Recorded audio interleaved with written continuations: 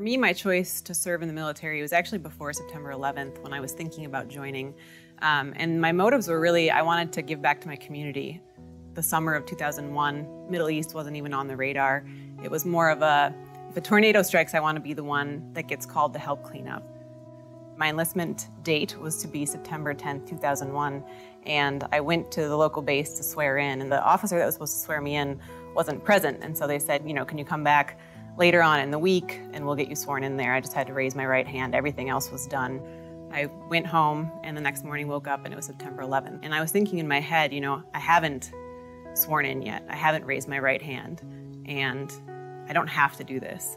But ultimately, thinking about the reasons people serve our country, it wasn't honorable to walk away at the last moment.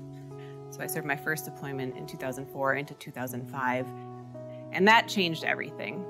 And then served my deployment, came back home on a Friday. Monday, I started classes for the next semester. That turnaround, I didn't expect it to be hard. I expected deploying to be hard. Everybody told me it was going to be hard. I was prepared for it. But nobody said coming home was going to be hard. And it was. And it blew me away. And I had other friends that struggled with it a lot more than I did. But I think that there is strength through trauma. And I think that there's such a thing as post-traumatic growth. Resources that were available to veterans coming back, there wasn't much. I got really involved in efforts to fight for a new enhanced GI Bill that ultimately ended up culminating in the post-9/11 GI Bill and providing millions, if not billions of dollars for veterans to go to school and to educate themselves after leaving the military service. And I'm very proud of the fact that we got that legislation passed and affected thousands of people's lives for the better.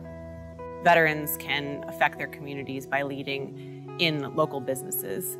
I'm now, working in a small business in Colorado, a state with 420,000 veterans, and hopefully getting involved in making a local impact there. The support from the Tillman Foundation, and I don't say this lightly, but it really has, it's changed my life and it's changed my trajectory. When I was in grad school, having that financial support and also, peer support from other folks, it really freed me up to explore some things I hadn't thought about checking out before. I really, really wanted to be a Tillman military scholar. And I remember when I had the interview, I was so nervous. I was shaking. I was so nervous because Pat's story and the fact that the foundation was started by his friends and family and people that loved him the most, it just meant a lot to me to be able to be a part of that story.